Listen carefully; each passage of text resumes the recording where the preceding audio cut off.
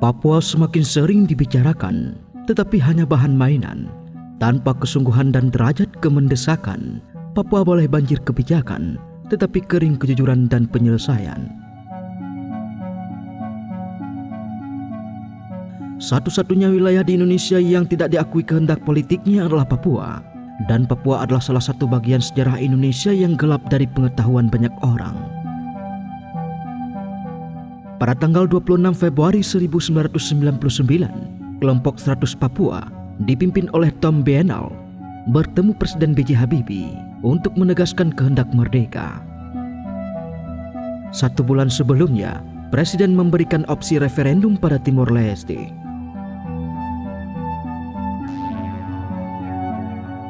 Kini Timor Leste sudah merdeka dan Papua masih terus menuntut kemerdekaan. Tetapi negara sudah menganggapnya final tanpa pernah ada pertandingan final yang fair. Berbagai kehendak politik orang Papua hanya dianggap angin lalu. Sebagian orang-orang Papua telah sejak awal menuntut kemerdekaan sebelum diintegrasikan ke wilayah Indonesia tanpa menghilangkan kenyataan orang-orang yang juga setuju berintegrasi dengan Indonesia. Faktanya hingga saat ini, Bintang Kejora terus menjadi simbol kekuatan pembebasan orang-orang Papua. Tidak sedikit yang rela berkorban hidup demi berkibarnya bendera itu. Tanpa pengakuan ini, selamanya moncong senjata dan ketidakadilan menjadi makanan pokok yang diberikan negara pada Papua. Dialog selalu digadangkan sebagai solusi. Dialog tidak membunuh, begitu Muridan Wijoyo menegaskan. Akan tetapi, kematian datang semakin cepat, baik oleh senjata maupun oleh penyakit-penyakit yang dibiarkan tanpa penanganan sungguh-sungguh. Syarat dialog tak mau atau dihindari jadi bahan diskusi. Bagaimana mau berdialog jika tidak ada kebebasan di Papua? Bagaimana bisa berdialog bila tidak ada pengakuan bahwa Papua memang memiliki masalah kebangsaan dan NKRI harga mati adalah sumber masalahnya? Pembebasan beberapa tapor adalah satu-satunya tindakan berbeda di era pemerintahan ini. Akan tetapi, rehabilitasi tidak ada. Kenapa banyak orang-orang Papua menjadi tahanan politik? Mengapa persoalan politiknya tidak pernah mau dibicarakan? Bukankah di sana letak kegagalan pendekatan pembangunan itu? Bukankah dari sanalah sumber kecurigaan, stigma dan ketakutan terhadap separatisme berasal?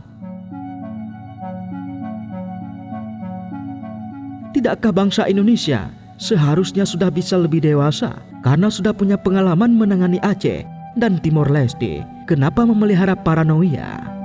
Kenapa khawatir dengan aspirasi itu dan berpikir kalau merdeka nanti akan lebih buruk? Orang-orang Papua akan berkelahi satu sama lain. Orang Papua tidak mampu mengurusi perkara mereka sendiri. Kenapa bertindak sebagai hakim? Kenapa Papua tidak boleh merdeka? Jika kenyataan negara tidak sanggup memenuhi kehendak dan cita-cita orang Papua, tidakkah orang Papua boleh mencoba peruntungan lainnya? Tidakkah Indonesia merdeka dalam keadaan jauh lebih miskin dari Papua saat ini? Akan tetapi, baiklah jika negara menganggap NKRI harga mati dan kita begitu sayang Papua berpisah dari Indonesia. Bila demikian, mengapa meningkatnya kematian dan penyakit yang sudah bisa disembuhkan di Papua tidak mengkhawatirkan banyak orang? Mengapa BPS tidak mendata atau percepatan kematian orang-orang Papua asli? Mengapa lebih banyak orang-orang asli Papua menghuni penjara-penjara Papua? Mengapa lebih banyak orang-orang Papua asli? Mengapa setelah puluhan tahun tidak bertambah signifikan jumlah orang-orang Papua yang menjadi sarjana ahli selain sarjana-sarjana pemerintahan dan tentara? Hasil puluhan tahun pembangunan di Papua justru menurunnya populasi orang Papua asli yang kini tinggal berjumlah 1,7 juta jiwa berbanding 1980 juta jiwa pendatang.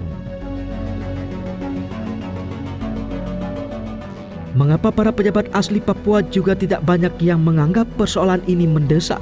Mengapa celah-celah di dalam undang-undang Otsus, walau banyak kekurangan di sana-sini, tidak digunakan untuk mengatasi kematian, melindungi yang tersisa dan menegakkan keadilan?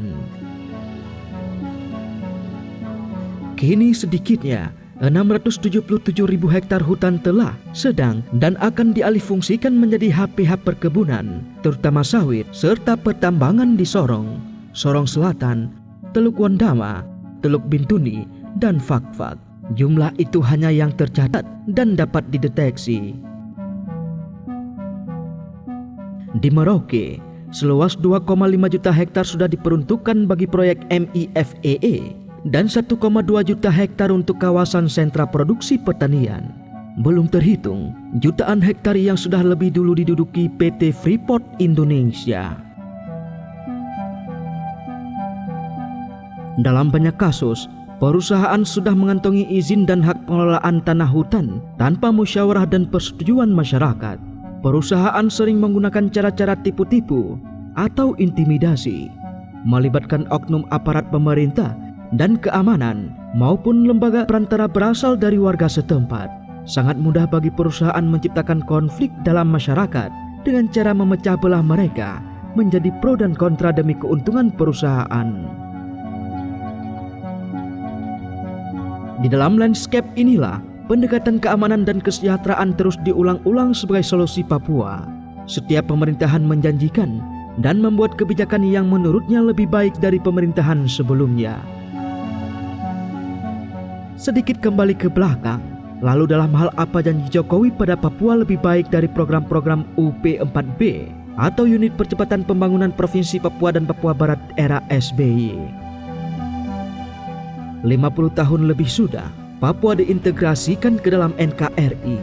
Bagaimana mungkin pengetahuan sederhana dari pejabat kolonial tidak dimiliki pengambil keputusan di negara Indonesia merdeka?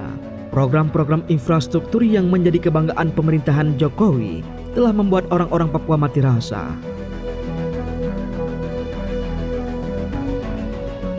Tentu saja, orang-orang Papua membutuhkan jalan yang menghubungkan antar kampung, distrik, kabupaten, dan provinsi. Akan tetapi, mengapa jalan-jalan hanya dibangun di jalur-jalur perusahaan? Mengapa jalan-jalan yang sudah ada pun hanya untuk lalu lalang mobil dan truk perusahaan? Tol laut seperti apa yang sedang disiapkan pemerintah agar bisa membawa mama-mama memasarkan hasil kebun seperti pisang, kasbi, talas, dan pinang? Hingga saat ini, hasil-hasil kebun masyarakat Teluk Wondama dibawa dengan kapal penumpang biasa ke Manokwari. Berganti kapal untuk lanjut ke Biak demi membawa pulang uang beberapa ratus ribu saja yang habis untuk biaya perjalanan dan ongkos angkut-angkut. Apakah kapal-kapal itu yang disebut tol laut?